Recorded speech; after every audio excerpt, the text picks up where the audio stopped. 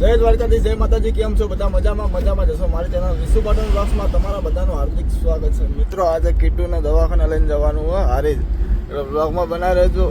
હમણાંથી ખાસા ટાઈમથી બ્લોગ આપણા બંધ હતા, ફરીથી ચાલુ કર્યા.